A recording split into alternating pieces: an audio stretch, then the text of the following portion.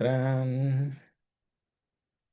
Y ya está grabando. Debiese aparecer alguna notificación, me imagino. Permiso. Gracias, Lucila. Lucila ahí. Y sí, a la final lo voy a tener que subir a un YouTube personal. No, no sé cómo lo está haciendo Ángela. No he hablado, no he ido a la universidad. Hoy día fui un ratito, pero pasé por el ladito, así que no alcancé a hablar con ella. Pero me imagino que mañana ya, el miércoles voy, así que ahí voy a preguntarle si Pablo me puede orientar a mí también para ver cómo lo hago de manera por YouTube. Por lo menos ahí veo un icono, así que yo creo que por ahí debe ser la cosa, pero el miércoles voy a confirmar. Mientras tanto lo estoy grabando yo y las voy a tener que subir a mi cuenta personal, pero de la universidad, así que eso también es otro punto, eso al menos puedo averiguar. Ahí está grabando entonces. Em, Pasamos por los modelos históricos, por supuesto. Primera clase tenía que ver justamente con esta primera noción. Esta primera noción que ustedes saben se va repitiendo en la historia, no quiere decir que sea algo estático. Aun cuando, por supuesto, tiene que ver con el origen, ¿no es cierto? Cómo era visto desde los orígenes el diagnóstico. Pasamos también por el modelo rehabilitador. Hablamos de este librazo que es Flores para Algernon. Tremendo, tremendo libro que va a quedar para ustedes para que lo puedan leer en las vacaciones. Recomendado, pero por supuesto que sí. Y después del modelo rehabilitador, donde el énfasis viene principalmente en los médicos, viene este modelo social, impulsado por muchos movimientos. Lo estuvimos revisando justamente la semana pasada. Acá en pantalla tenemos a Mary Warnock, informe Warnock, que también es clave para la educación, principalmente porque establece que todos pueden recibir educación, que ningún niño es ineducable. Habla del concepto de necesidad educativa, que hasta el día de hoy todavía se escucha, aun cuando ustedes saben que ya no es el concepto principal, solamente en las normativas. Hablamos ahora de barreras para el aprendizaje, pero es un concepto que fue relevante durante gran parte de nuestra educación. Vamos admitiendo a sus compañeras también que van llegando muy bien. Y justamente la clase número 2 trabajamos a través de un texto que ustedes también tuvieron la oportunidad de leer. Profundiza mucho más, por supuesto que sí. Tiene un abordaje mucho más interesante. Lo adjunté, perdón por enviarlo tarde, pero no adjunté el texto que quería enviarles porque está esta clase. Entonces, por eso no les escribí diciendo cuál es la lectura obligada. Lo corrí para esta clase para poder entregarlo antes. Lo subí también con la clase 3. Esta clase ya está en su poder para que lo puedan revisar también. Está lo mismo, no hice ninguna modificación. Siempre a veces le hago un toque al canso, pero esta vez no, les compartí la misma que estoy viendo con ustedes. La semana pasada hablamos de los modelos históricos, por supuesto, siguiendo esta línea, hoy termina esta línea, hablando también del modelo actual. ¿Cómo llega este modelo? ¿Cómo evoluciona? Es interesante los diferentes orígenes que tiene el modelo social. Lo abordamos principalmente porque hay una consideración conceptual que deben tener ustedes al momento de investigar. El modelo social tiene muchas definiciones porque va a depender principalmente de qué país es el autor.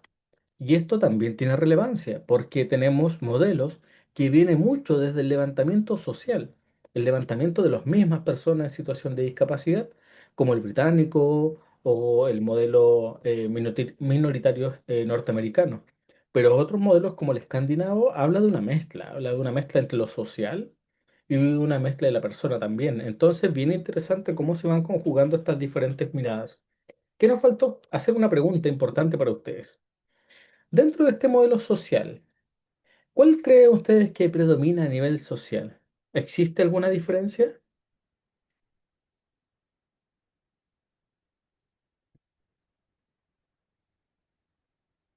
¿Habrá una diferencia? O desde nuestro contexto, quizá, ¿no es cierto? Un modelo social. Y acá en que predomina en Chile, vamos a colocar en Chile. Bueno, pueden estar de acuerdo o no con el modelo social e histórico, o también pensar que estamos todavía en una mirada más rehabilitadora, o tenemos una transición a lo social. ¿Qué creen ustedes? Si podemos hacer un análisis del contexto nacional, ¿hacia dónde creen ustedes que hoy en día está nuestro país?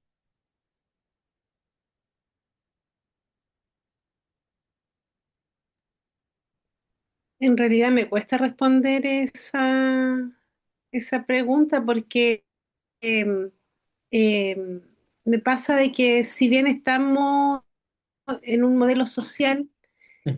pero del rehabilitador todavía queda el etiquetar en cierta medida para algunas oportunidades es útil para entender como desde el conocimiento de lo que son las distintas discapacidades, pero desde lo social siento que aún falta mucho de implementar.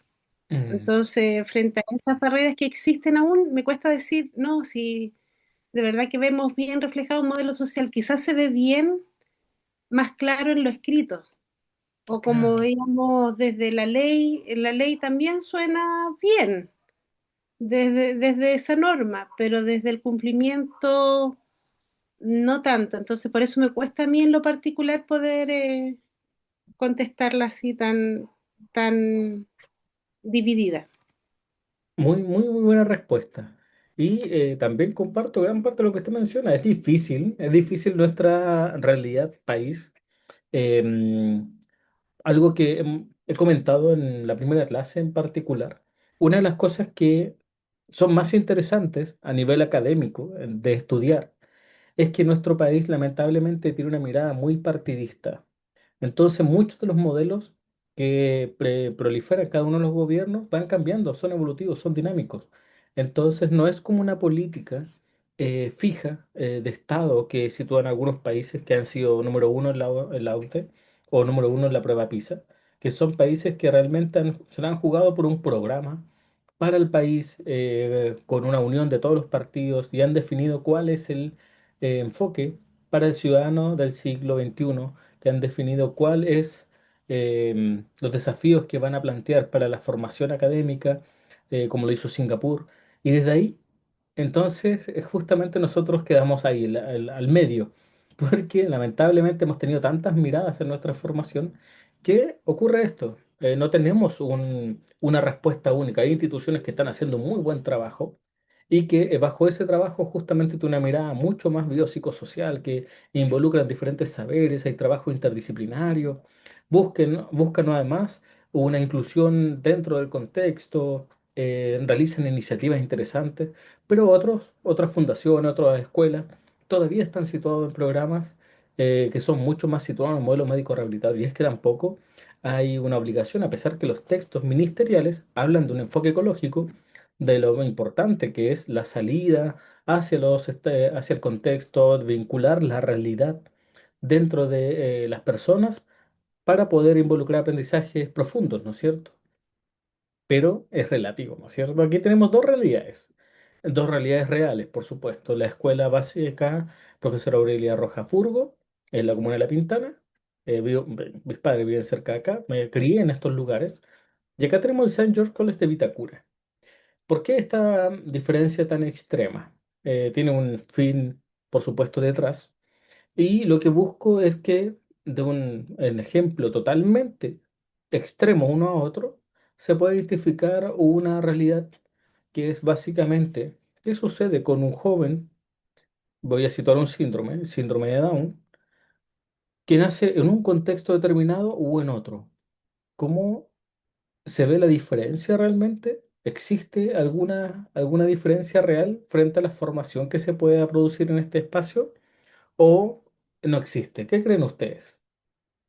Desde la experiencia de ustedes también, desde las diferentes formaciones que han tenido. ¿Impacta el ámbito social, el contexto? Sí, de todas maneras, si uno ve incluso lo básico de infraestructura o el ambiente, ya es una ganancia incluso en áreas verdes, desde lo que le puede dar tranquilidad o desde lo que le puede generar un espacio más cómodo de exploración. eh, y eso es solo lo físico, ahí no estoy contando los recursos, porque eso también es otra barrera, la cantidad de niños, los docentes. No sé cuántos niños habrán en el ejemplo que das de Ujú. Vitacura, pero suelen ser menos que 45. Exactamente. Y sí, tiene toda la razón. Desde esta mirada podemos ver que solamente todo este terreno es el colegio. Y este colegio tremendo, podemos ver múltiples áreas verdes. Podemos ver en este espacio no solamente un solo tipo de deporte, que es algo que también impacta en la formación del desarrollo psicomotor, que también, por supuesto, propicia nuevas experiencias. Tiene su propia iglesia, por supuesto. Y acá, en contraparte, tenemos un establecimiento educacional que está entre medio de un sector muy poblado, muy, muy poblado, con escasez de áreas verdes y que además no se aprecian espacios donde puedan realizar otras interacciones. Solamente hay una cancha para todo el establecimiento. Y desde acá, entonces, claramente podemos hacer un análisis como lo establece Uri Bronfenbrenner, que es el padre del modelo ecológico. Habla de la importancia de los microsistemas, habla de la importancia de cómo estos sistemas interactúan entre ellos. Acá María Jesús dice en el chat, es que en la parte de infraestructura, dentro del establecimiento hay más salas, por lo cual eso se puede hacer más niveles del mismo curso. Exactamente. Acá hay una sobrepoblación, un espacio reducido de una cantidad de 400 a 600 estudiantes, solo en este microespacio. En cuanto en este lugar está dividido además por ciclos. Incluso ellos tienen biblioteca por ciclo, que es algo también genial establecer una biblioteca para los niveles parvulario y básicos y después una para enseñanza media. Establecer deportes de atletismo, por ejemplo, rugby, fútbol, tenis, voleibol, el deporte clásico que se practica en todas las escuelas, que no es más allá de baby fútbol y voleibol y básquetbol en algunas escuelas que tienen aro o que están en condiciones. Bajo esta formación es que nos ha tocado hacer análisis y aquí, tomando en referencia lo que hicimos la semana pasada con Pablo Pineda, me tocó asistir, o sea, en realidad me tocó, fui a una charla de Felipe Belmar, el primero persona con síndrome de Down en Chile que egresa de una carrera técnico profesional. En esta charla, que fue ya hace una buena cantidad de años, vino una familia acomodada, por supuesto, pero además con una red de apoyo increíble. La familia, de hecho, en el seminario en el cual se dictó, estaba la familia, estaban los hermanos, el tutor sombra, que en esos años se habla de tutor sombra, estamos hablando de hace como 10 años, más o menos. Fue mucho antes de la pandemia. Y en esta charla él explicaba todo lo que se hacía, desde su experiencia, él tomaba el metro solo, la micro solo. El tutor sombra después también habló algo que me pareció súper interesante y esperaba de hecho que pudiese hablar. Y si no, iba a ir a hablar con él apenas fuese el coffee break. Pero él dijo que básicamente su misión era conseguirse las fotocopias, acompañarlo, pero desde atrás. Dijo, igual que una sombra. Esperaba que se equivocara, porque su misión no era darle la respuesta ni resolver su vida, sino que estar ahí para proteger en caso de cualquier cosa. Pero mencionaba situaciones en las que se perdía y él esperaba que él tomara una decisión que resolviera y si resolvía bien y no lo ponía en riesgo, él realmente continuaba que actuara, hasta que se provocara una situación que de verdad fuese necesario intervenir. Entonces, un aprendizaje detrás, los hermanos, todos tenían una función, el profesor de reforzamiento, por supuesto, muchos. Y en ese espacio yo ya era profesor de escuela especial, todavía en ese tiempo, y me causaba muchas preguntas porque en el mismo espacio yo tenía estudiantes en la granja, trabajaba en una escuela especial de la granja, que tenían tremendas habilidades, chicos con discapacidad intelectual leve, también tuve estudiantes con síndrome de Down, que podían ser el nuevo Felipe Belmar, pero que sus condiciones, sus características, sus espacios de vivienda, su comunidad, no aportaba para la autonomía. Era muy complejo que tuviesen autonomía en sus espacios porque justamente esto es zona roja. Dentro de esta zona roja ustedes saben que hay horarios donde la situación es más compleja, por supuesto, no se pueden dar en las calles y desde ahí propicia además toda una formación. El contexto sí forma o deforma desde algunos aspectos. Hace que el estudiante no participe de ciertos espacios. Existe mayor vulneración eh, ante algunas situaciones extremas, por supuesto. Acá Lucila en el chat dice, son múltiples las diferencias y grandes oportunidades para los niños y niñas. Exactamente. Y tal como lo comentamos en alguna oportunidad, estos contextos también enriquecen y propician formación. A mí me encanta Uri Bronfenbrenner como autor para situar lo que son los modelos ecológicos, porque cuando dicen que estos contextos no importan, claro que importan, importan desde el análisis que hacemos. Estos mapas siempre los pido en los informes de práctica, en los mapas satelitales, porque me permiten ver cuál es la realidad de los estudiantes que viven cerca, cuál es la realidad del establecimiento, dónde está ubicada, qué espacios, qué oportunidades ofrece el espacio.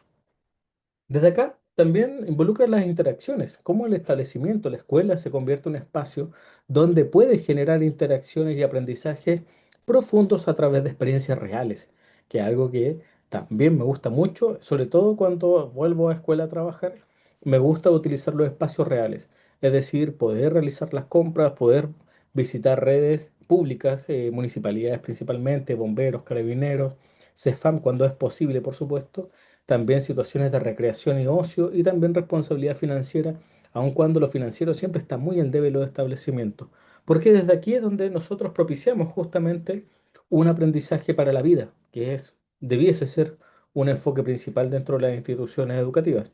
Entonces, acá vamos a situarnos en un pequeño caso. Se los voy a leer, o los voy a leer en conjunto con ustedes. Dice así, pero antes voy a leer el chat.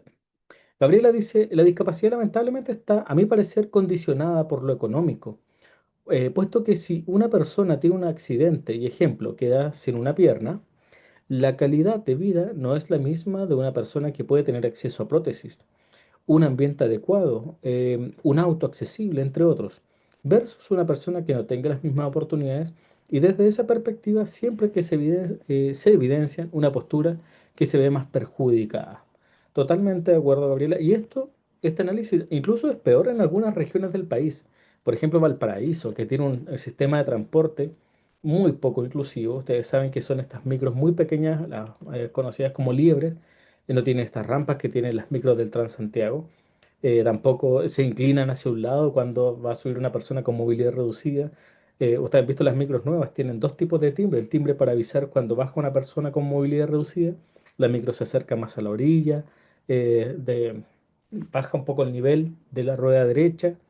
En casos en regiones es aún más complejo. Y el acceso también a espacios de formación para personas con discapacidad.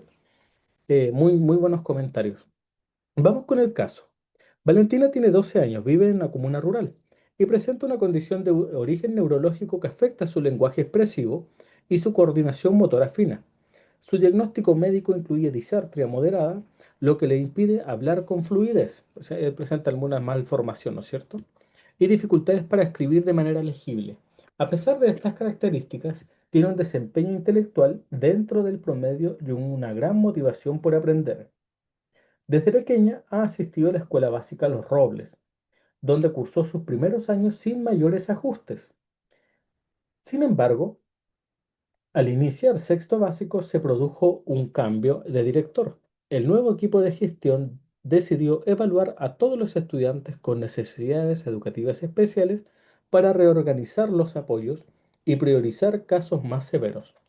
Tras una evaluación médica externa, el informe indicó que Valentina no presenta progresos funcionales significativos, por lo que se recomendó su derivación a una escuela especial. El Consejo de Profesores expresó su preocupación, señalando que no tienen herramientas para trabajar con estudiantes que requieren terapias constantes y que su presencia en el aula puede afectar el ritmo del curso. Algunos docentes sugirieron que tal vez sería mejor que los padres aceptaran que no todos los niños están hechos para la escuela regular. A pesar de esto, su profesora jefe, con el apoyo de una terapeuta ocupacional de un centro comunitario, comenzó a adaptar las tareas escolares, usando tecnología de apoyo y materiales visuales. Valentina retomó el entusiasmo por participar en clases, comenzó a leer textos frente al grupo curso, o sea, al grupo usando una app de voz, y sus compañeros se organizaron para incluirla en presentaciones orales. En el consejo siguiente se propuso continuar con estas estrategias, pero no hubo consenso. El equipo directivo insistió en que los recursos son limitados y no podemos ajustarnos a cada caso individual. Desde lo comentado, vamos a revisar las siguientes preguntas. Se pueden percibir diferentes miradas dentro de este equipo.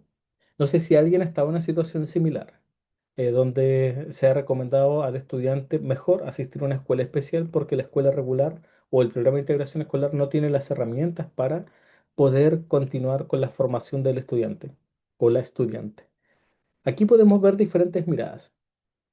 Vamos a ir con opiniones generales, más que nada, más que ir respondiendo pregunta por pregunta. ¿Les ha pasado?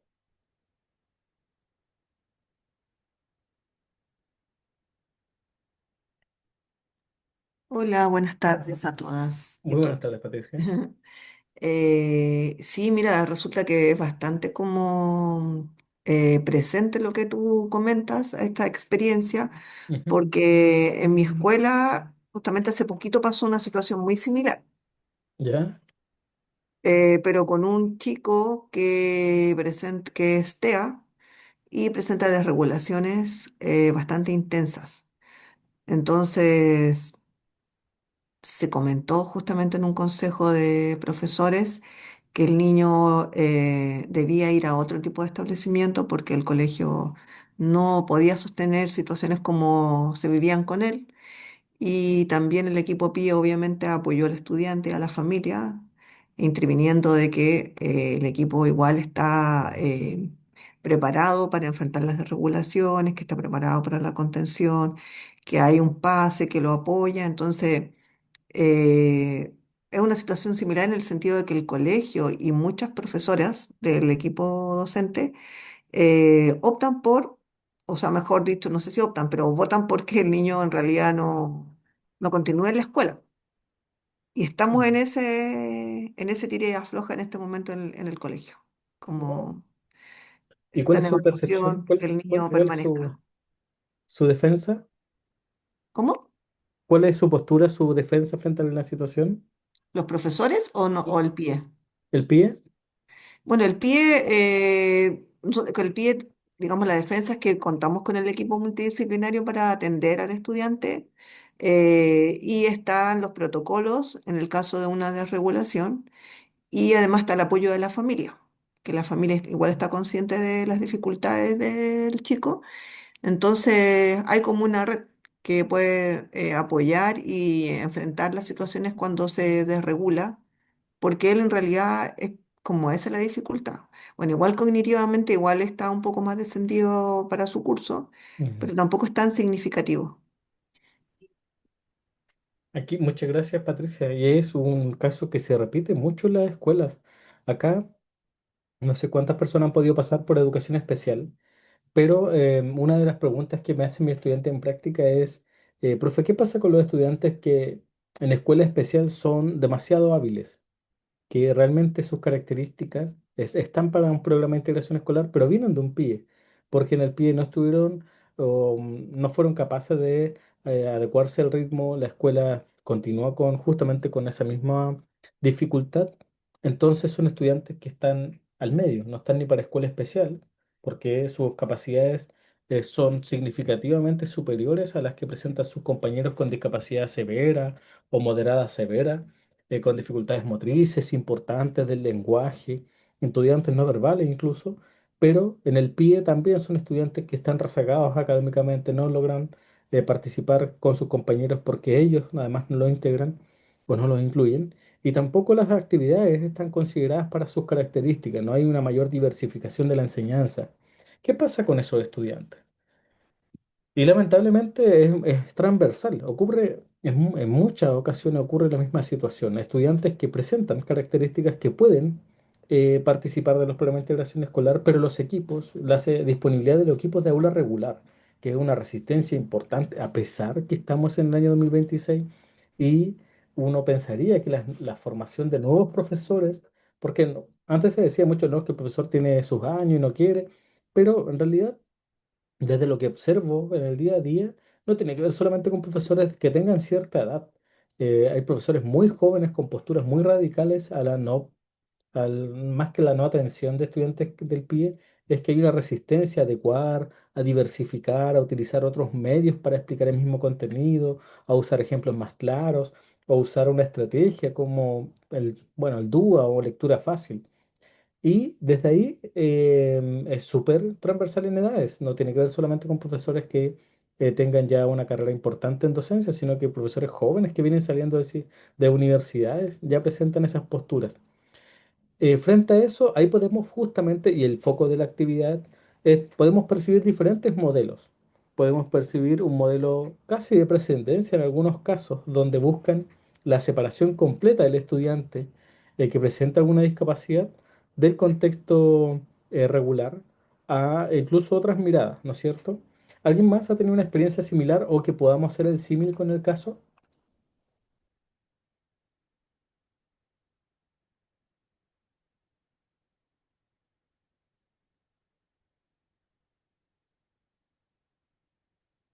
Nosotros en el PIE también tenemos un estudiante que tiene hartas dificultades en el ámbito escolar y habíamos sugerido a la apoderada que como dentro de lo que se puede sugerir también, lo digo porque está la ley de inclusión y también tengo entendido que pueden existir ciertas denuncias por decir abiertamente como lo de la escuela especial, Mm, que el colegio no estaba, digamos, como apto para poder trabajar con la estudiante. Y ella, la mamá nunca estuvo muy de acuerdo hasta ahora hace poquito que se hizo el cambio, bueno, que se va a hacer el cambio a la escuela especial. wow. Em, Frente a eso, cuando hablamos, y muchas gracias, Gabriela, cuando hablamos de esta transición, cuando hablamos de lo que hemos trabajado hasta ahora, que son los modelos, es justamente lo que quería a que llegásemos al final como análisis. Estos modelos no son una línea de tiempo estática. Actualmente convivimos con equipos de trabajo que están situados bajo una mirada em, que no está en pos de una inclusión educativa. Cuando hablamos de escuelas inclusivas, en realidad es un concepto complejo. Siempre que puedo abordar el tema con colegas o con análisis que hacemos con nuestros jefes, siempre mencionamos lo mismo. No tiene que ver solamente con una acción, son múltiples acciones. Involucra tantas personas, tantas formaciones distintas, que en realidad es difícil tener solo una mirada si es que el liderazgo así no lo establece. Dentro de este espacio encontramos profesores justamente de aula que manifiestan una mayor resistencia a utilizar estrategias diversificadas. También dentro de la misma mirada del pie podemos encontrar a profesores que la adecuación curricular es muy extensa y por tanto hacer todo ese material con la cantidad de horas lectivas y no lectivas a lo mejor no es suficiente y por tanto deciden que es mejor derivar al estudiante a un establecimiento con acorde, entre comillas, sus características. Y es así donde nosotros los discursos, en las nociones, en este lenguaje, en las decisiones que toman, los diferentes modelos implícitos que subyacen en sus propios trabajos. Es bien interesante, me gusta cuando estoy en colegio justamente lograr convivir con todas estas diferentes realidades, con todas esas diferentes formas de pensar, porque también damos la tarea de cuál es el enfoque del establecimiento, cuál es la tarea del programa de integración y su rol dentro del establecimiento para poder tener una práctica realmente inclusiva y propiciar un contexto que sea mucho más cercano y también que sea un espacio donde los estudiantes puedan desarrollarse de manera independiente, autónoma y que puedan 19 participar horas. en conjunto con la familia también, por supuesto. Hasta ahí llega la clase de modelos. Vamos con la clase número 3. Hoy partimos ya con un nuevo concepto. Vamos a trabajar el concepto de discapacidad intelectual. Tenemos diferentes consideraciones, nomenclaturas, así que ya vamos a adentrarnos en este concepto. Ven acá en pantalla diferentes fuentes de información y acá lo interesante que es al igual que el modelo rehabilitador, todo va a depender desde la mirada con la cual ustedes sitúen el concepto. El TEA, por ejemplo, ustedes saben que podemos encontrar TEA, SEA, dependiendo si es del DSM-5 o de UTAFRIT, que es un concepto más social, por supuesto, incluye o elimina el concepto de trastorno, aunque entiende las características internas del diagnóstico. Es lo interesante, cada una institución tiene una mirada diferente del diagnóstico y son validadas internacionalmente, todo va a depender de las instituciones que asuman justamente la forma de tomar esta definición. Lo interesante es que cuando ustedes están terminando su pregrado o cuando están realizando un posgrado y realizan una tesis, ustedes tienen la libertad de asumir una línea, asumir un autor o asumir una fuente en particular. En posgrados también ustedes asumen una fuente con cuál yo voy a definir este concepto.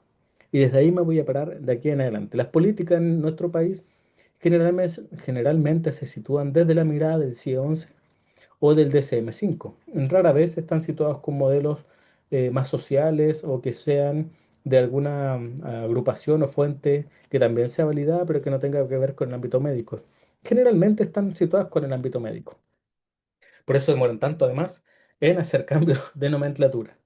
Antes de comenzar este apartado, vamos a revisar algunos datos.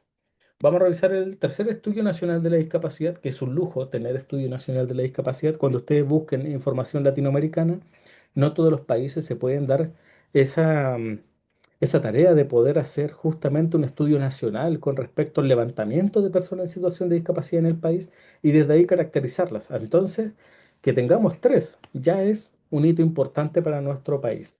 Así que frente a eso vamos a hablar principalmente de la nominación, a lo cual vamos a dar por hecho a lo que significa justamente la condición de salud. Afortunadamente, la misma OMS ha determinado que la interacción entre la condición de salud en realidad tiene un impacto en la actividad, en la participación, y esto es una conjugación entre los factores personales y ambientales. Muy modelo ecológico, lo cual me parece súper interesante. Si ustedes buscan las primeras definiciones de salud de la Organización Mundial de la Salud, valga la redundancia, o hacia lo que es la interacción y la participación de la persona, eran gráficos mucho más limitados. Hoy en día, la interacción entre el sujeto no está premeditada solamente por su diagnóstico. Es decir, esta persona, al tener o al presentar un diagnóstico determinado, esa persona es la que presenta limitación, sino que considera la interacción, considera cómo esto puede afectar o la participación o el desarrollo de alguna actividad en particular. Entonces, este mapa para mí es súper interesante. La actualización también es la misma en realidad, no hay ningún cambio todavía nuevo que sea interesante, pero es importante entender que llevamos, ¿cuánto? 25 años con un modelo que realmente entiende que la persona es con la interacción del contexto, es decir, no está ajena a. Así que desde aquí, una enhorabuena a lo que es la OMS. Ahora sí vamos con el tercer estudio nacional de la discapacidad. ¿Se me quedó pegadito? Ahí sí.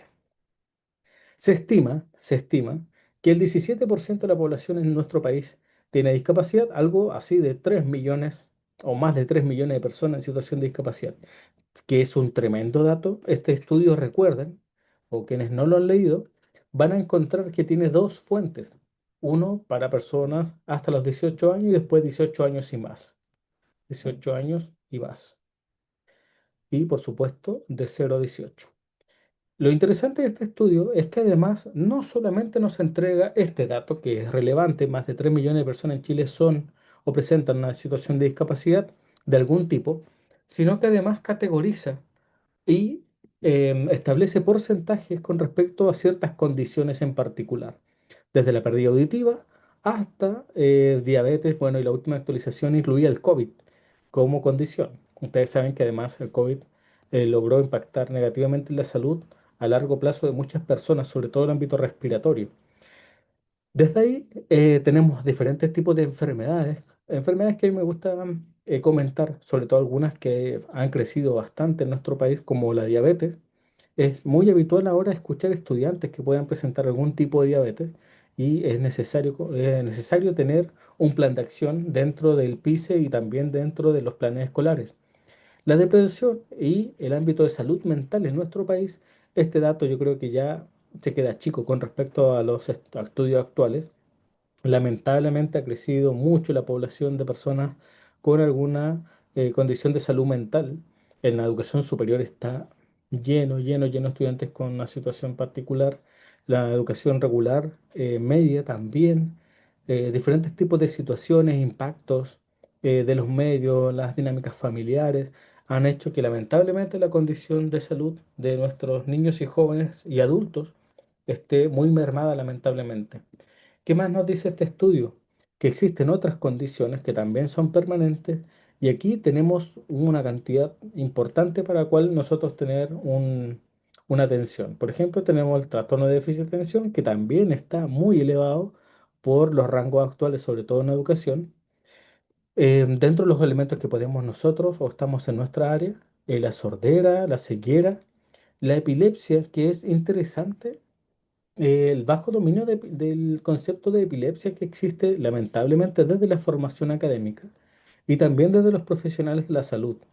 Cuando trabajo con un amigo kinesiólogo que se maneja mucho en esta área, que además tiene un máster en neuro y que sigue perfeccionándose actualmente y es autor de varias publicaciones, habla justamente de condiciones que acompañan al estudiante en su día a día y tiene que ver justamente con diferentes tipos de epilepsia y el dominio que hay en el contexto real sobre el abordaje adecuado de una epilepsia, que también es súper importante, sobre todo en la condición de vida de la persona.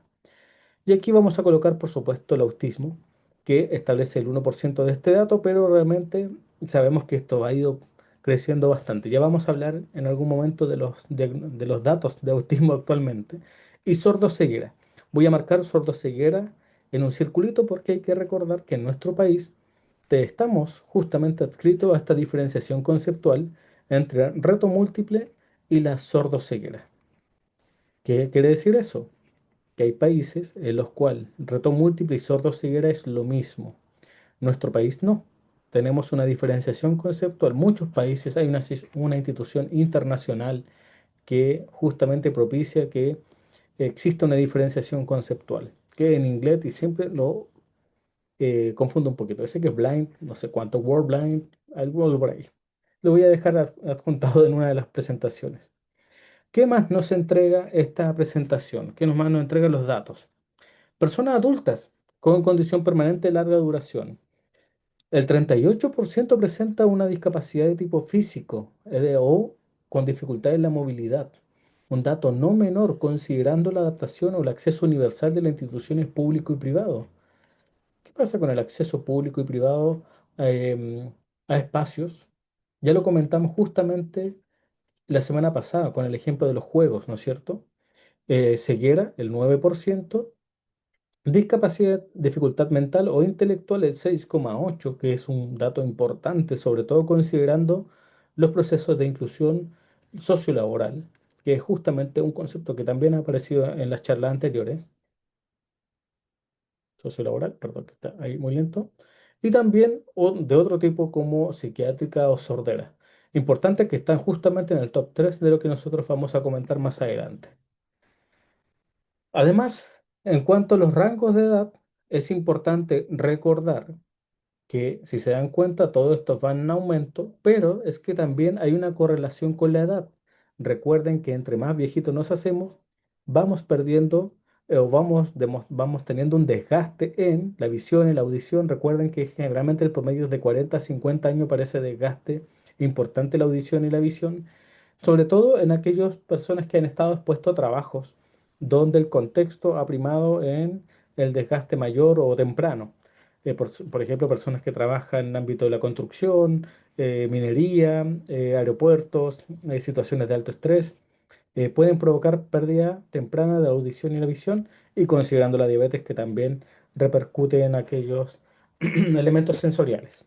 Por eso van en aumento y por eso de 60 años y más tenemos una cantidad importante, aquí tenemos muchos más, también en trastornos motor, aquí se suma la ACV, por ejemplo, que también impacta en el ámbito psicomotor, bueno, dificultades auditivas, visuales que ya habíamos comentado, y es súper interesante porque cuando presento estos contenidos y vemos en detalle, porque aquí entro en detalle con algunas menciones en particular, y les comento, hacemos el análisis con respecto a los papás, a los abuelos, y empiezan a aparecer justamente, es que tiene diabetes y la diabetes lo dejó con una ceguera, empezó a perder la visión de a poquito y ahora ya está ciego.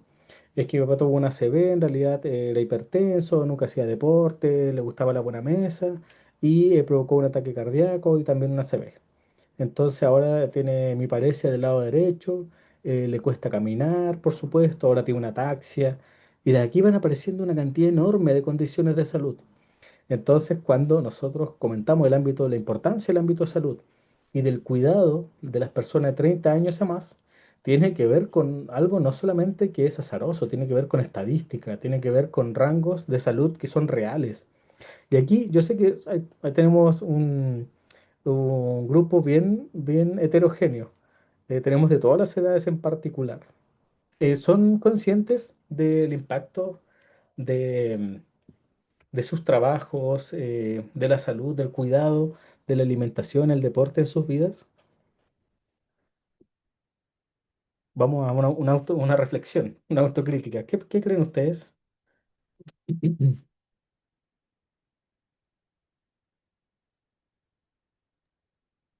Sí, de todas maneras eh, va cambiando y va cambiando con esas cifras que aparecen ahí, porque a los 30 tenía ciertas dolencias, ¿Ya? menores, menores, y a los 40 ya son otras, y pasados los 40 van apareciendo otras. Las cosas que te dejan como crónico Ujú. que ya quedan con medicación permanente. Entonces, soy parte de la estadística y es muy cierto que a menor edad no se presentan. Mm. Y ahora me cuido por obligación para no estar peor. Wow. No porque, no porque lo quiera hacer. Y a los 30 tú podías comer lo que fuese y tu cuerpo todavía no reaccionaba. Pues, entonces, no, hay cambios que pasan con la edad y porque el cuerpo va cambiando y hay gente sí que tiene ese hábito de autocuidado muy bien y a pesar de eso también a veces hay casos que igual presentan a los 40 por ejemplo, de ahí para adelante, igual hipertensión o Sí. igual diabetes.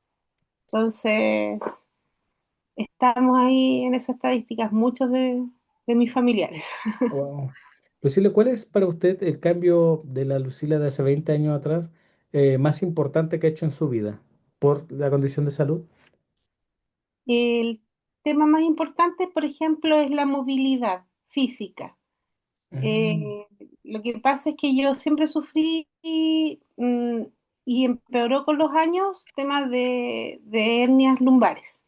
Ya, Después me operé, pasé por un año que estuve coja todo un año. Entonces, a raíz de eso que viví, que fueron 3 años de bastante dolor, de tener dificultades para subir y bajar las escaleras, de después tener que operarme. Ese fue un cambio radical que me llevó también a tomar otras decisiones, pues en la alimentación, la actividad física la hago como un remedio, me carga, la odio, pero la hago igual, pues. Poca, wow, pero hago. Pero eso fue algo que me marcó porque sin ser discapacitada, así como que eso me hubiese generado algo permanente, ¿no? Y lo pude solucionar con una operación, con otros cuidados, ahí me tocaba ver las dificultades de acceso claro. en la escalera, eh, cosas de ese tipo. Hace 20 años atrás, no, ahí saltaba por todas partes sin ningún problema. Ahora, no, uno camina consciente y con cuidado, toma los pesos con cuidado. Yo soy educadora de párvulo, entonces debo tener una práctica diaria consciente. Wow. Muchas gracias, Lucila. De nada. ¿Y alguien más ha tenido algún impacto a la medida que avanza su edad? Alguien que ya está pasando justamente por una etapa de, tiene que realizar ajustes a su día a día.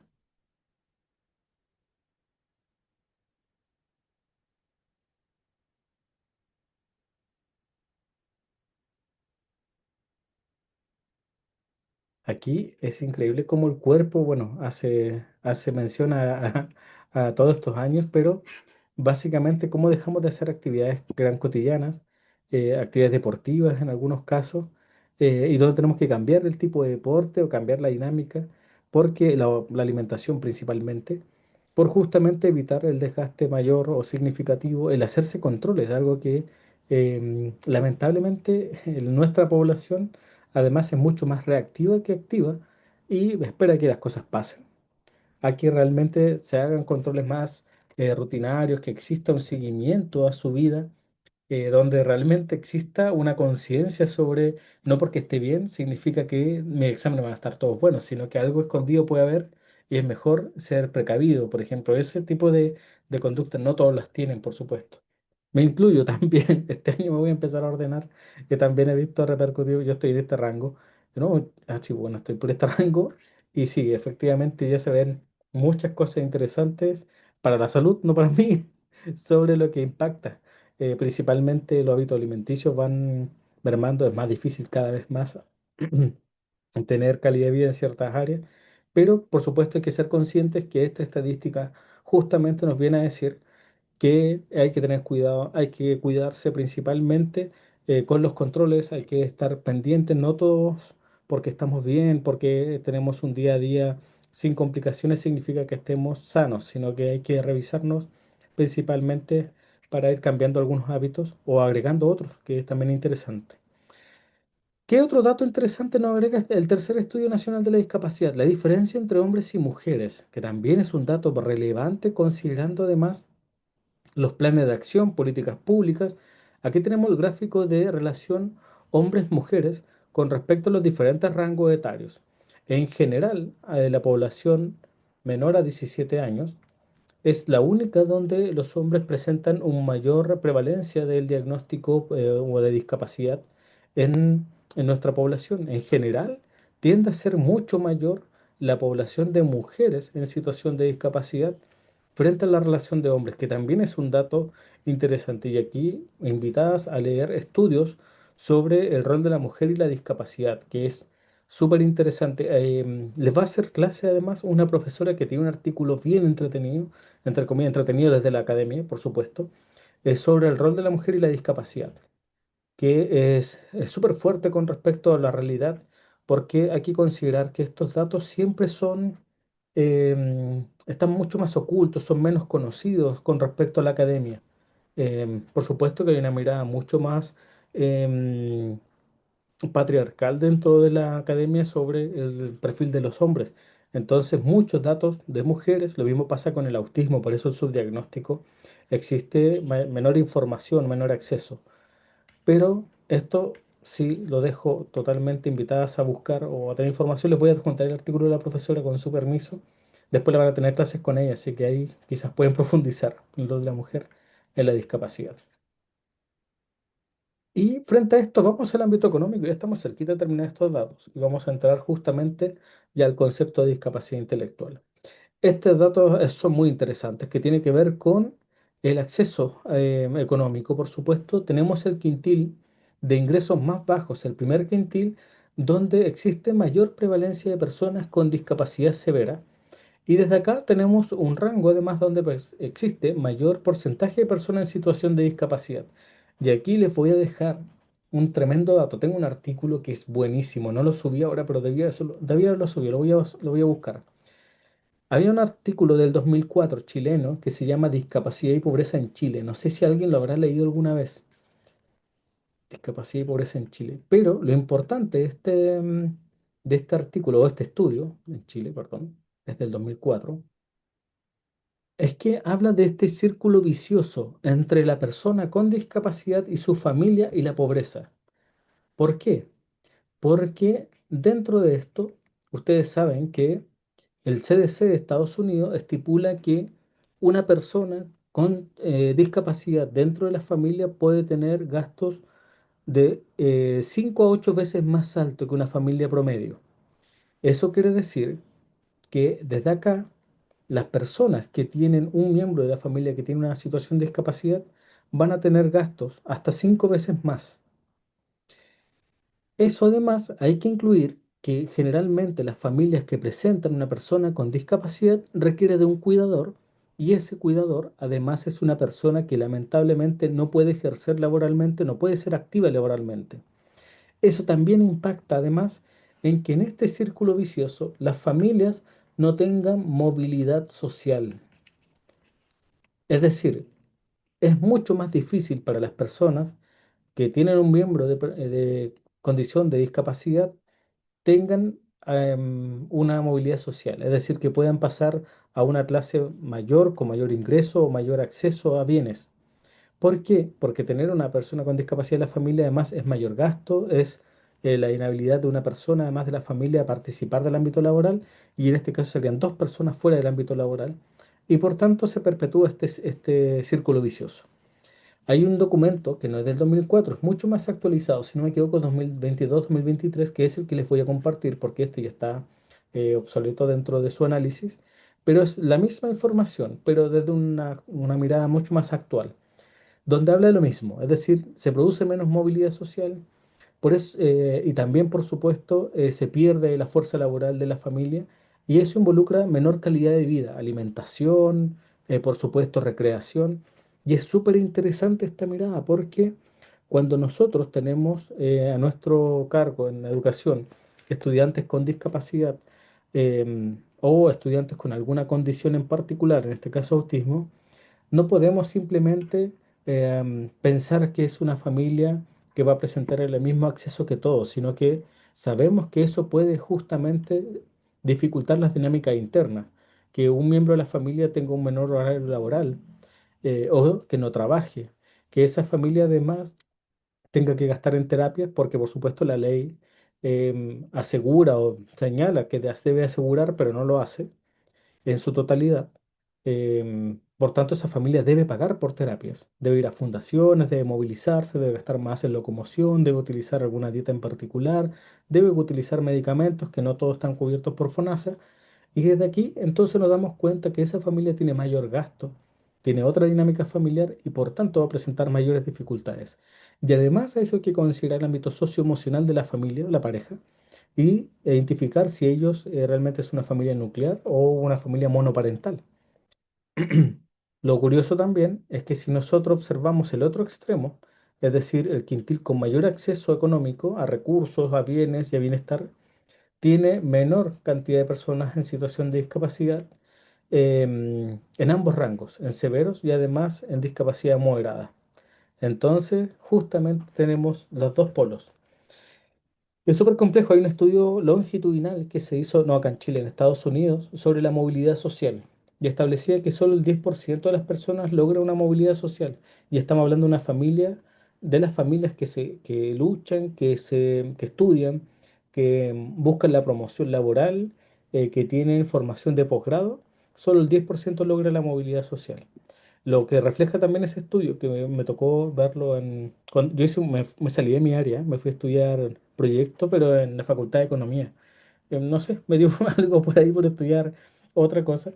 Y el estudio además señalaba que las familias más ricas en Estados Unidos, em, aunque no tuviesen ningún esfuerzo, ningún mérito, ninguna formación, al final del estudio seguían siendo ricas. Entonces, hablaba de la mentira de la movilidad social dentro de la formación académica. Pero nos preguntaban básicamente si creíamos que estudiar una carrera universitaria nos iba a sacar a nosotros de esta mirada de que con eso íbamos a mejorar económicamente. Y el estudio señalaba que realmente solo el 10% lograba subir socialmente y las personas millonarias en realidad por más que gastaran, no hicieran nada, no tuviesen trabajo, no estudiaran, iban a seguir siendo ricas, o menos así lo demostró el estudio. Voy a buscarlo también, interesante también, por supuesto, y sobre todo cuando son estudios longitudinales, hay una mirada mucho más larga. Discapacidad. Encontramos diferentes tipos, física, sensorial, intelectual. Nosotros ahora nos vamos a centrar en la discapacidad intelectual. Vamos a pasar un gráfico entre medio que solamente busca dar a entender qué elementos son los que las personas consideran se transforman en una barrera dentro del contexto. Acá encontramos que el concepto, desde el segundo estudio, que más consideran que es una barrera en el sistema es el transporte público, que lo habíamos comentado hace poco, pero como es 2015 puede modificarse. Por eso lo dejé al medio solamente para mencionarlo. Y también los servicios de salud y educación, que esos datos sí son interesantes también, justamente para entender que principalmente los espacios públicos de mayor uso son los que demostraban tener mayores barreras. Y eso es justamente lo que propicia una falta de autonomía en el contexto. Pero lo dejamos acá en stand-by. Voy a entregar un dato más actualizado. Lamentablemente, de aquí, antes de pasar al tema fuerte, voy a irme de inmediato al de apuntes. Entre el primer estudio, el segundo estudio y el tercer estudio de la discapacidad en nuestro país, lamentablemente cada uno tomó un abordaje diferente en nomenclaturas, en conceptos, y esto realmente impacta en los números. Diferencia de concepto, lo voy a colocar acá. ¿Por qué les digo esto? Porque allá por el primer estudio nacional de la discapacidad se comentaba que realmente el 1% de personas con discapacidad tenía un contrato laboral versus el de hoy en día que es como el 46,7% que tiene un contrato o que participa del ámbito laboral. Pero tal como comenté en una clase, o al principio, en la primera clase, lamentablemente esto tiene que ver con la forma de comentar los datos, de forma de arreglar conceptos. En el primer estudio se hablaba de personas contratadas y por tanto solo el 1% presentaba, pero en el tercer estudio era de personas ocupadas, es decir, con que venda parche curita en la calle ya es una persona ocupada laboralmente. Entonces, claro que iban a crecer mucho el porcentaje porque sí, las personas en situación de discapacidad, en vista además de las dificultades de acceso económico, dificultad económica y acceso a recursos, perdón, tiene que justamente salir a buscar fuentes de ingreso. Y ahí es donde podemos encontrar a personas vendiendo en la calle, principalmente en comercio. Y por supuesto que ahí crece la estadística, pero también es diferente hablar de personas ocupadas a personas con contrato. Entonces ahí no, esos estudios lamentablemente tienen esa diferencia. Yo cuando les pido que cuando lean los estudios, háganlo, pero desde la mirada analítica de los textos. Busquen qué se entiende porque ahí justamente es donde cambia la mirada. Lo mismo que los gráficos actuales. No están todos, no están los mismos gráficos que los estudios anteriores, ¿ya? Así que también les pido revisar qué gráficos hay. El gráfico de barreras, por supuesto, es un gráfico que es interesante que estuviese en todos los estudios. Una percepción de las barreras es genial, pero lamentablemente no todos los estudios tienen gráfico de las barreras percibidas. Y eso también repercute justamente en lo que nosotros queremos mostrar, ¿verdad? Vamos a pasar a un dato anterior antes de comenzar con el concepto clave de la clase del día de hoy. Yo sé que están trabajando autismo, pero recuerden que, de acuerdo al CDC, Centro de Control de Enfermedades de Estados Unidos, ¿por qué lo cito? Porque bajo el gobierno de Barack Obama, recordar que este gobierno hizo la inyección económica más grande hasta ese momento en la historia sobre la búsqueda de autismo e investigaciones asociadas. El CDC, si ustedes entran a la página oficial, se van a encontrar con una cantidad de estudios, pero tremendas, tremendas, y seguimientos longitudinales. Es decir, van a encontrar ese famoso gráfico con la cantidad de personas con TEA en el mundo, del 1 cada 142, después el 1 cada 52, el 1 cada 36. Van a encontrar justamente la prevalencia mundial, van a encontrar estudios muy buenos sobre la prevalencia por etnia, que también es poco estudiado en nuestro país porque tenemos, entre comillas, una población más heterogénea considerando la diversidad cultural que tiene Estados Unidos, pero también son datos súper interesantes. ¿Qué datos les tengo acá? Que había un mito antes, mucho antes había un mito que las personas con autismo, perdón, tenían discapacidad intelectual. Y eso es un sesgo. Entonces, el estudio actual, este 2025, está muy fresquito, habla de la prevalencia de la discapacidad intelectual en personas TEA y establece que de los niños entre 8 años que con 8 años estudiados, solamente el 39,6% presenta algún grado de discapacidad intelectual menor a 70%, a 70 puntos de coeficiente intelectual. Eso es súper importante. Quiere decir que este 60% no presenta una dificultades intelectuales, o sea, no dificultad intelectual, una condición de discapacidad intelectual o no presenta un rango intelectual menor. Por tanto, es un diagnóstico o una prevalencia importante para trabajar justamente en las escuelas. Esto es un sesgo cognitivo. Muchos de los profesionales de otras áreas todavía creen, bueno, incluso educadores diferenciales me ha tocado capacitar, que creen que autismo y discapacidad intelectual van de la mano. Y no sé si a ustedes les ha pasado que exista esa confusión o que exista esa consideración, autismo, discapacidad intelectual o menor comprensión y por tanto habilidades intelectuales descendidas. ¿Les ha pasado escuchar ese sesgo cognitivo o no?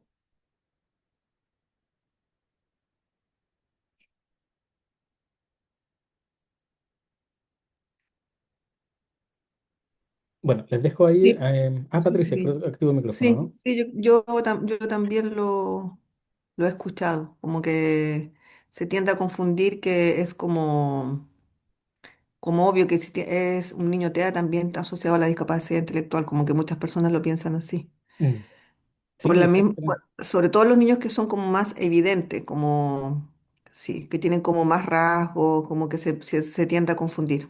Mm, sí, exactamente. Muchas gracias, Patricia. Y sí, efectivamente, sucede que al igual que otros diagnósticos que presentan características o fenotípicas o conductuales, tienden a considerar que son personas que presentan algún rango menor a nivel intelectual. Y eso es súper interesante porque además nos comprueba que existen mitos sobre los diagnósticos y eso además repercute en los planes de acción, por supuesto, repercute también en el efecto Pigmalión, por ejemplo, esta profecía autocumplida. El hecho de que profesores tengan estudiantes TEA en el aula y consideren o tengan este sesgo cognitivo, hace que además ellos tengan menor expectativa sobre su desarrollo académico. Entonces, este dato me gusta mucho, los dejo invitados. Si no han visitado nunca la página del CDC, es por supuesto gringa, así que está en inglés, pero afortunadamente con la traducción instantánea de Google van a poder acceder a todos los documentos, a los artículos. Sacan montones de artículos, de hecho todos los años, esta de PPT de hecho es nueva, porque tengo que irla cambiando, ellos sacan mucha información, hay mucho financiamiento y hay estudios, pero realmente interesantes, sobre todo para hacer... em, o poner en tabla datos sobre hombres y mujeres, etnias, hay estudios sobre población afroamericana, hay diferentes tipos de estudios, son muy, muy buenos. Y ellos también tienen un estudio sobre el acceso económico. De hecho, el de ellos es mucho más grave porque ustedes saben que lamentablemente en Estados Unidos ellos no tienen un sistema público de salud como el nuestro y por tanto el acceso es mucho más, em, más caro, por supuesto, mucho más caro. Y eso hace también que aumente la estadística con respecto al gasto y al círculo vicioso. Así que también es súper interesante esa mirada. Y tengo el artículo también, me parece que lo tengo. Así que si no, lo busco y se los comparto. Ahora sí, pasemos al concepto de discapacidad intelectual. Ya sabemos, no está necesariamente asociado al autismo, existe un porcentaje, por supuesto, pero el concepto de discapacidad intelectual además ha pasado por una serie de conceptos muy peyorativos, por supuesto, a nivel social. Esta evolución histórica ha sido lenta, además. Consideren que mi título, por ejemplo, de profesor diferencial es especialista en retardo mental. Así dice mi título. Yo no soy tan viejo, creo. Y dentro de eso es porque las nominaciones han sido lentas. De hecho, la mirada más actual, ahora afortunadamente tenemos una versión 2022 del diagnóstico, pero han pasado por una cantidad enorme de denominaciones, desde salvajes, idiotas, hasta el mongolismo de, bueno, el descubridor básicamente del síndrome de Down, que asoció este concepto de, de síndrome de Down, que en ese tiempo no se llamaba síndrome de Down, por supuesto, a los rangos de la población mongol, y por supuesto quedó el concepto de mongolismo, pero han pasado por consideraciones como imbecilidad, que han sido validados y aquí siempre hacemos el llamado a los estudiantes, a las personas que buscan justamente progresar académicamente, como ustedes hacen este posgrado, en que justamente entendamos la revisión conceptual como algo que también va a ser dinámica. Es decir, los conceptos que estamos estudiando ahora son los de ahora, pero es muy probable y esperamos que a futuro cambie. Ya el autismo tiene otra consideración mucho más social, que es el SEA, pero también hay que estar atentos. Puede ser que este concepto de discapacidad intelectual cambie en su momento, esperemos que así sea, así como ocurrió también en los siglos anteriores. ¿Quién llegó a ordenar la casa? Bueno, en 1950 se crea la Asociación Americana de Deficiencia Mental, que hoy en día conocemos como AAIDD, que es justamente una de las fuentes de información que más utilizamos en el contexto, tiene una mención mucho más social, busca entender el concepto más allá de la consideración de la persona, sino que habla del medio, muy situado en el enfoque ecológico que hoy en día podemos comentar y que por supuesto hacemos un análisis educativo bajo esa mirada. Desde ahí ellos son los responsables, así que por supuesto, súper, súper recomendado leer los libros de la AIDD y la clase del día de hoy de hecho está basada justamente en un libro de la Asociación Americana. Y ustedes se preguntarán, ¿por qué? Uno, porque se aleja un poquito de la mirada médica sin pasar a llevar sus fundamentos. Esto es súper interesante. Y permiso, voy a adelantarme una diapositiva solamente para dar la diferencia. El DSM-5, que es la referencia médica del manual, básicamente de todos los diagnósticos que existen a nivel de trastornos mentales, la AIDD no es que se separe completamente, sino que considera sus estudios, considera sus avances en esta separación, en esta diferenciación de los diferentes rangos intelectuales, pero les o suma una consideración centrada en los apoyos. El DSM-5 también tiene un enfoque en apoyos, pero ellos son mucho más explícitos, dan un abordaje mucho más social, dan una comprensión diferente, el enfoque de calidad de vida, por ejemplo. Y además, bueno, acá tenemos la consideración de la Organización Mundial de la Salud. Ahora sí vuelvo atrás. Además, se integran dos cracks de esta línea en educación que tiene que ver con Chaloc y Verdugo. Verdugo que ha estado montones de veces en nuestro país y que estuvo a cargo de un doctorado, sí, en Valparaíso. Así que realmente tenemos mucha historia con Miguel Ángel. Ahí tenemos diferentes conceptos. Ellos han pasado justamente por retraso mental, deficiencia mental, discapacidad intelectual, que es el concepto actual, y desde ahí ya tenemos una mirada mucho más uniforme, pero se ha centrado principalmente en los apoyos. Y esto es lo interesante porque justamente es el concepto del día de hoy. Entonces, desde acá, aprendizaje del día. El DSM-5, que ya tenemos la versión TR 2022. Sigue existiendo el 5 como la última actualización hasta ahora. Estamos a la espera de la nueva actualización. Ahí vamos a ver qué va a pasar con el autismo, qué va a pasar con la discapacidad intelectual. Pero al menos hasta ahora ellos son el referente en el ámbito médico y tenemos una definición un poco más, más centrada en las características, aun cuando a mí no me gusta, principalmente porque sobre todo en el ámbito de la característica a nivel de discapacidad intelectual severa y profunda, es demasiado drástico. De hecho, dice no, no puede o no habla. Entonces ahí creo que difiere un poquito de esa consideración. En cambio, la Asociación Americana, que está ahí su nomenclatura, busca una mirada mucho más centrada en los contextos, enfoque ecológico, mirada social, comunidad. Y desde acá entendemos la diferencia. El mapa que vimos hace un rato del colegio Saint George College de Vitacura y el colegio que está en contexto de zona roja, La Pintana, habla justamente de esas características, habla justamente cómo impactan los contextos en la formación del estudiante. Por eso, al tener dos estudiantes con síndrome de Down en la misma sala, nunca van a ser iguales. No son iguales porque sus historias no son iguales, no son iguales porque el bagaje cultural de las familias no es lo mismo, tampoco las experiencias y el espacio enriquecido que tienen, las oportunidades que tienen, y desde ahí entonces las miradas van a ser tan individuales que nos hace justamente remirar cuál es la diferencia de cada uno, pero desde sus orígenes. Y eso es lo interesante del concepto. Aquí que tienen en la pantalla, tienen las diferentes versiones, tanto de la Asociación Americana como del CIE. Ahora estamos en el 11, así que cuidado, CIE 11, puede ser el CIE 10, CIE 11, tenemos el de la CIF, tenemos el DCM5, tenemos la IDD, tenemos las dos versiones de la IDD.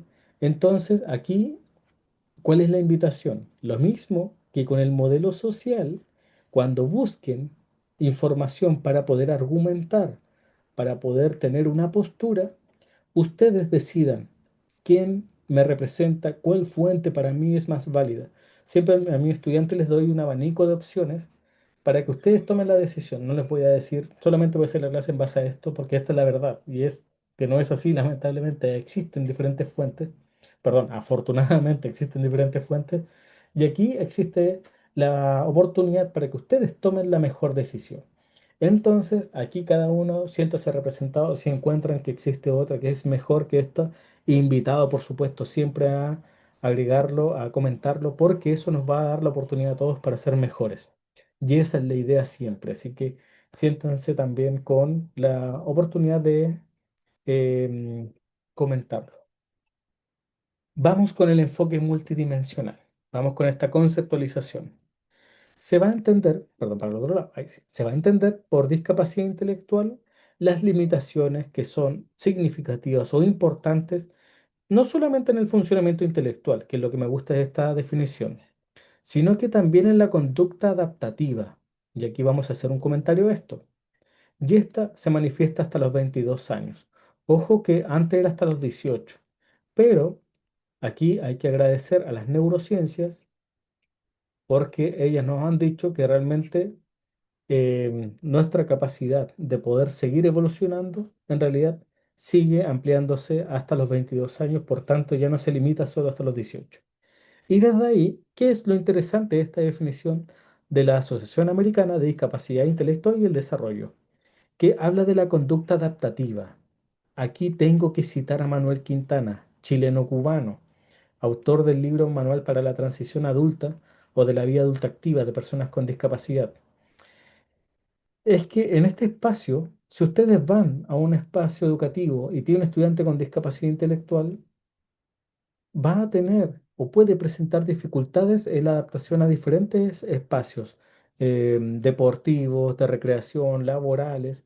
Y aquí una anécdota de Manuel Quintana, pero también les voy a entregar una personal, donde habla de la importancia de trabajar esta área, porque justamente el modelo clásico solamente habla de las habilidades intelectuales. Si ustedes recuerdan cuando hablamos de la transición de los modelos, uno de los primeros en hablar de escalas es Alfred y Binet, estos profesionales que a través de en periodo entre guerras, ellos estaban justamente con la tarea de definir qué militares o qué reclutas eran los aptos para la guerra. Y ahí identificaron que justamente habían em, soldados que no entendían instrucciones. Pero en ese sentido, el funcionamiento intelectual siempre ha estado por sobre todo. Y esa es la diferencia. La diferencia es que la mirada actual no es solamente el funcionamiento intelectual, y eso es lo interesante, porque si nosotros abordamos la educación desde el ámbito clásico, la mayoría de la información tiene que ver con el ámbito intelectual. Siempre el coeficiente intelectual, siempre el rango cognitivo, siempre los test psicométricos tienen que ver con eso, con cuánto sabe, cuál es el número, y desde ahí esa es la mirada clásica, pero la mirada actual establece que no es solamente lo cognitivo, sino que es parte de, pero también se conjugan otras, como la capacidad de poder participar en el ambiente, de poder tener justamente la capacidad de poder adaptarse a diferentes contextos laborales, escolares, familiares, en la vida cotidiana, de salir a la feria, al supermercado, etcétera, vestirse, alimentarse. Y desde ahí vamos a hacer un análisis entonces a lo que significa. ¿Qué significa esto? Que además esta clasificación apunta hacia los apoyos. Es decir, nuevamente, otra forma de escaparse de la visión clásica. La visión clásica habla de solamente el rango intelectual, sí, pero además la versión actual que habla de la conducta adaptativa, además agrega que todo esto no vale si es que no pensamos en los apoyos. Por eso, cuando ustedes hacen la revisión de los diferentes archivos del decreto 170, uno de los FUDEI, o bueno, en realidad los FUDEI ahora lo incluyen casi todos, tiene apoyos. Y estos apoyos tienen intensidad de apoyos, qué actividades se van a propiciar, quiénes son los responsables. Y frente a eso es la mirada actual. Es decir, ¿de qué nos sirve evaluar? ¿De qué nos sirve diagnosticar si a la final esto no va a concatenar en un apoyo? Ese es justamente el enfoque de la nueva Asociación Americana. Y por supuesto que, al igual como lo comentamos recién, eso tiene que impactar en el ámbito intelectual, en la conducta adaptativa y debe ser justamente propiciada o pesquisada hasta los 22 años. Desde acá entonces vamos a encontrarnos con diferentes dimensiones y vamos a hablar justamente de ellas. Esto es lo interesante. De hecho, el año pasado llegó una orientación técnica y aquí les quiero preguntar, ¿revisaron la orientación técnica que debiese? No, tenía que llegar a los colegios, que en los programas de integración escolar, la educación regular, tiene que hacerse parte no solamente de lo cognitivo, sino que además debe propiciar diferentes habilidades para la vida. ¿Se acuerdan de esa orientación técnica? Llegó el año pasado como en agosto, si no me equivoco, agosto o septiembre. No sé si les los llegó o lo pudieron compartir en el PIE, las que trabajan en PIE. Hola, buenas. Parece que es el ordinario, ¿no? Un ordinario de que se llama ABD. Sí, ¿A sí, eso sí, se sí, un refiere? ordinario, exactamente. Sí, sí, sí. ¿Cómo lo están haciendo? ¿Cómo lo están ejecutando?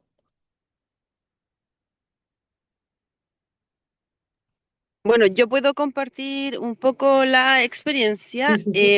En mi escuela, sí, nos llegó este ordinario desde la provincial y le hicimos bajada como equipo de gestión primeramente para Ya. poder comprender cuáles eran las características y de ahí, claro, determinamos algunas jornadas para ir trabajando con los y las docentes porque evidentemente es bien amplio. Implica, por ejemplo, el tener o desarrollar como protocolos en caso de estudiantes que requieran muda. Como que en el fondo, claro, Mm. abarca un montón de otras habilidades o de otros ámbitos de como de la calidad de vida de los estudiantes en los espacios escolares. Entonces, implica también, por ejemplo, el diseño de adecuaciones curriculares, pensando en estudiantes que tienen discapacidad intelectual, pensando, por ejemplo, en la vida futura, como en ese tipo de elementos. Excelente, excelente. Qué buena, qué buena, qué buen aporte, Jessica, porque justamente esta mirada nueva, esta nueva mirada que busca brindar, no es algo viejo en la escuela especial, al contrario, siempre se ha brindado, pero que se pida ahora en los contextos de educación regular, es fantástico, porque justamente es lo que ha hecho la educación regular principalmente, trabajar bajo un enfoque o un modelo pedagógico cognitivista. Entonces, frente a eso, brindar la oportunidad para que el PIE también refuerce, y bueno, y la escuela en general, refuercen otras áreas necesarias, por supuesto, es una apertura importante a entender cómo debe funcionar una educación integral. Y eso es el avance. Yo creo que es un avance significativo con respecto a lo que se viene realizando. Acá les voy a dar una experiencia personal. Hace 2 años estaba trabajando en un PIE, había vuelto a trabajar a PIE, y me tocó acompañar a un estudiante de octavo básico. Este chico fantástico, TEA, por supuesto. Me tocó trabajar con estudiantes permanentes, pero él no requería ningún apoyo académico, ninguno. Es más, me servía a mí para reforzar el ámbito matemático que siempre me ha costado. Entonces, a nivel académico brillante, de hecho, no me acuerdo si era el primero o segundo del curso, anotaba todo, todo, todo, participaba muy bien de sus evaluaciones, no tenía ninguna dificultad en ningún aspecto curricular. Lo curricular, excelente, brillante, además que él leía montones de libros, todas las semanas estaba con un libro distinto, o a veces los libros más extensos, pero estamos hablando de 500, 600 páginas. em, em, Andaba siempre con su libro, porque además los papás no tenían ni consolas, ni tampoco tenía celular. Solamente le pasaban un celular, pero muy antiguo, para poder llamar solamente. No eran muy pro pantalla, entonces había un ámbito familiar que era leer. Los papás son ingenieros. Pero el apoyo que tenía que tener este estudiante tenía que ver con la comprensión de normas sociales, adaptación, principalmente a actividades dentro de su curso.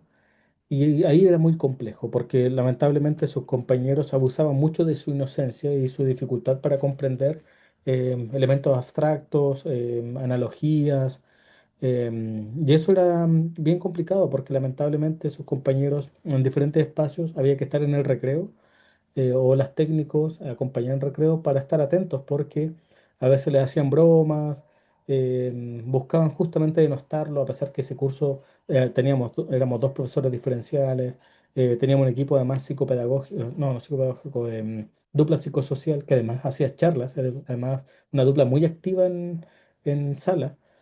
Pero aún así, sus dificultades no tenían que ver nada con lo intelectual, todo con lo que es eh, en conducta adaptativa, en entender justamente el comportamiento, porque obviamente dentro de sus características, él, con esta teoría de la mente, no entendía la capacidad de que sus compañeros realmente lo ocupaban para denostarlo. Entonces era súper fuerte este proceso, esta intervención. En varias oportunidades me tocó estar, acompañar, pero no desde el ámbito académico, no desde si le iba bien en matemática, en inglés o en historia, sino que básicamente desde sus habilidades adaptativas. Y eso refleja justamente una necesidad que tiene el sistema. Y es muy interesante que ahora esté. Así que eso se valora, por supuesto, dentro de los avances en la educación. Ahora, por supuesto, eso siempre debe venir acompañado de políticas mucho más concretas, instaurado en sistemas y, por supuesto, con recursos también, acompañamiento y profesionales. Siempre debiese ser así, pero está el papel al menos. Muchas gracias Jessica, por complementarlo. Entonces, bajo este modelo tenemos un análisis que es dimensional. Este análisis está en la documentación del 170, no es tampoco algo nuevo, ha evolucionado por supuesto, los nombres han ido cambiando, pero está lo mismo, pero en la versión chilena por supuesto en los documentos. Y esto tributa también a diferentes áreas de apoyo, que aquí Chaloc y Verdugo tienen mucho que decir. No tiene que ver todo con el ámbito escolar, no tiene que ver todo con lo curricular, sino que se vea el sujeto de manera integral. Y es aquí entonces donde vamos a hablar del enfoque multidimensional para centrar los apoyos a las personas en situación de discapacidad o también con otra condición. Y aquí es donde abandonamos el modelo, y hasta aquí nos vamos a quedar, abandonamos el modelo donde solo priman las características cognitivas del estudiante, modelo clásico, sino que el sujeto es un todo. Y desde aquí, ¿para qué? Para brindar los apoyos y mejorar el funcionamiento humano. Eso es justamente lo que propicia el modelo multidimensional. Y aquí, antes de ir terminando y entregar la actividad evaluada, ¿habían visto? Me parece que, algunas yo creo que sí, el modelo multidimensional.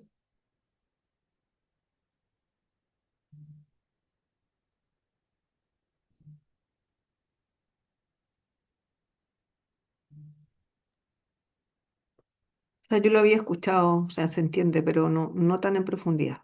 Perfecto, muchas gracias. ¿Alguien lo había visto? ¿Lo había estudiado? ¿O alguien para alguien es totalmente nuevo?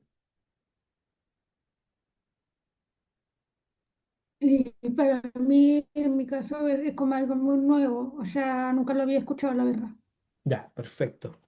Perfecto, perfecto. Ya, esto me sirve mucho porque a raíz de esto me permite también ver cómo voy a pasar este contenido porque les dejé la presentación completa. En realidad es muy larga.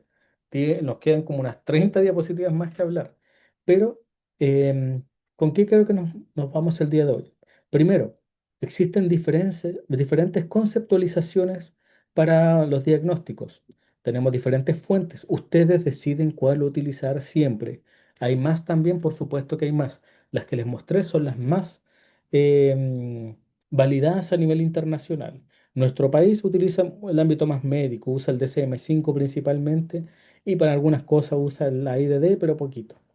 Dos, la mirada actual es del sujeto integral, por tanto, abandona el modelo clásico que ve al sujeto solamente desde su capacidad intelectual.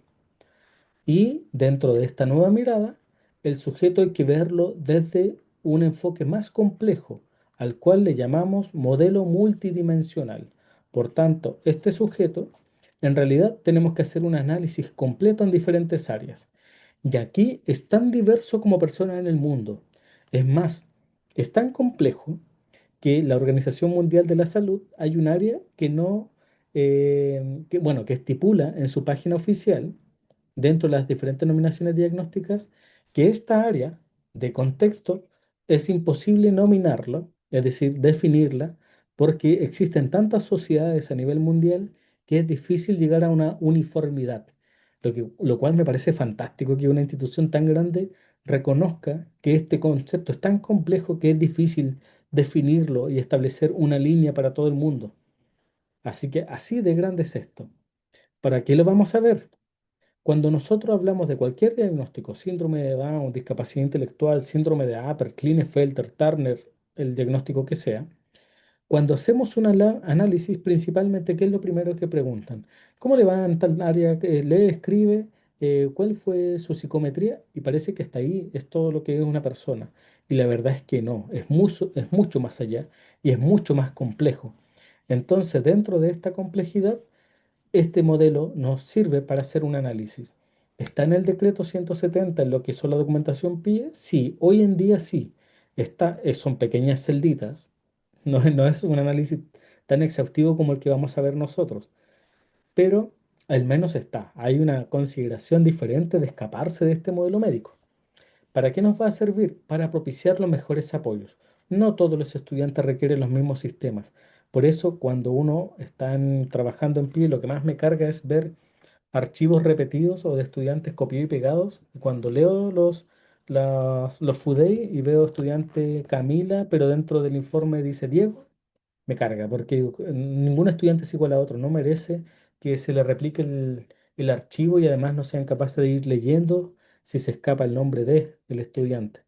Es darse el tiempo de escribir realmente para cada uno y hacer su diferenciación. Acá en el chat tengo un mensaje más. Profe, me perdí la diferenciación de la DSM y el otro documento que siguió el CIE 11, creo. Ambos plantean el autismo, pero de distintos modelos. Ya, sí. Dentro de esta definición, perdón, voy a volver atrás, solamente con esto voy a terminar y voy a explicar la actividad evaluada. Lo que tenemos acá es la definición de discapacidad intelectual. La definición de discapacidad intelectual existe en diferentes fuentes. El manual de psiquiatría, el DSM-5, es el más utilizado, lejos, a nivel normativo sobre todo. Nuestra normativa nacional está principalmente intencionada con el DSM-5 y con el CIE-11. Ya, ambas fuentes médicas, por supuesto. Entonces, desde acá, voy a colocar la estrellita esta, ambas están trabajando con esto.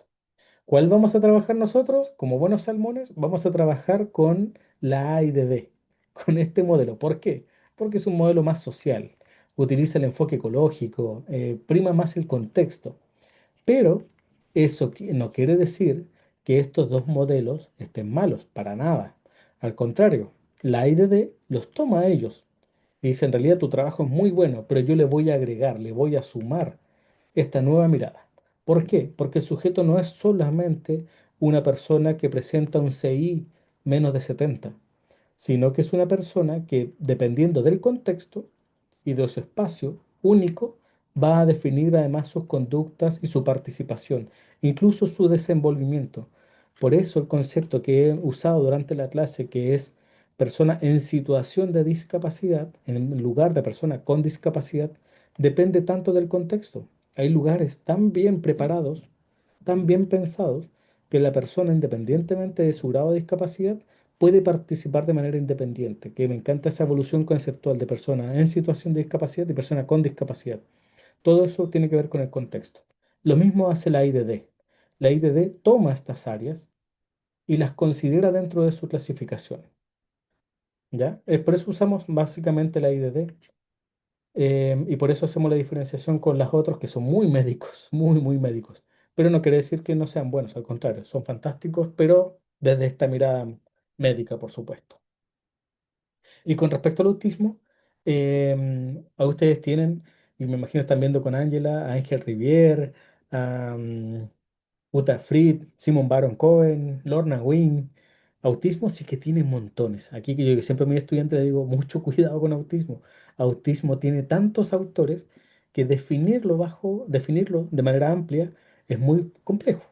Siempre decidan o definan en base a quién o a quiénes, porque además tienen, está Hannah Asperger, tienen, bueno, a sus primeros descubridores, a Leo Kanner y a muchos otros más que no quiero dejar fuera.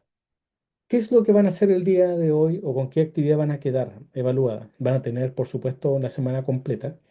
Yo creo que hasta el próximo miércoles, yo creo.